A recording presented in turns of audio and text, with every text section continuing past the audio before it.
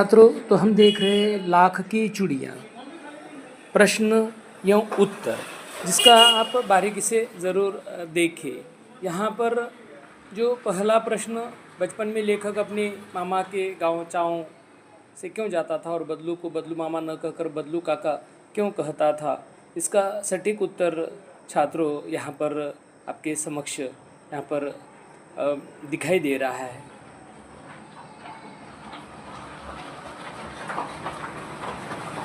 दूसरा छात्र प्रश्न, वस्तु विनिमय क्या है, विनिमय की प्रचलित पद्धति क्या है, इसका भी उत्तर यहाँ पर।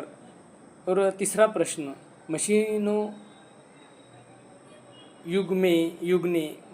युग ने कितने हाथ काट दिए हैं, इस पंक्ति में लेखक ने किस व्यथा की ओर संकेत किया है। यह भी यहाँ पर दोनों प्रश्न के उत्तर यहाँ पर दिए हैं।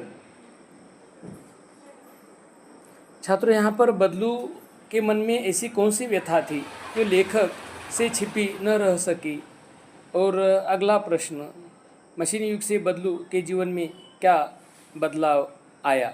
इन दोनों प्रश्नों के भी उत्तर आप यहाँ पर सटीक दिए हैं। ज़रूर आप इसे ध्यानपूर्वक देखें, लिखें। और ये कम शब्दों में यह वीडियो बनाया जा रहा है, इसलिए उत्तर केवल आप यहाँ पर देख कर लिखिए, मैं यहाँ पर नहीं कह रहा हूँ। कहानी के आगे यह कृति है छात्रों, ज़रूर आपको यह निश्चित ही यह कृति पसंद आएगी। आपने मेले बाज़ार आदि में हाथ से बनी चीज़ों को बिकते देखा होगा। आपके मन में किसी चीज़ को बनाने की कला सीखने की इच्छा हुई हो और आपने कोई कारीगरी सीखने का प्रयास किया हो तो उसके विषय में लिखिए। तो यहाँ पर विस्तृत लिखा है छात्रों, यह देखिए। देखो, ये लाख की वस्तुओं का निर्माण भारत के किन किन राज्यों में होता है, लाख से चूड़ियों के अतिरिक्त क्या क्या चीज़ें बनती है, ज्ञात कीजिए। यहाँ पर उत्तर भी देखो छात्रों। लाख की वस्तुओं का निर्माण सर्वाधिक उत्तर प्रदेश में होता है। लाख से चूड़ियाँ, मूर्तियाँ, गोलियाँ तथा सजावट की वस्तुओं का निर्माण होता है। यहाँ पर अनुमान और कल्पना, इसका प्रश्न देखो।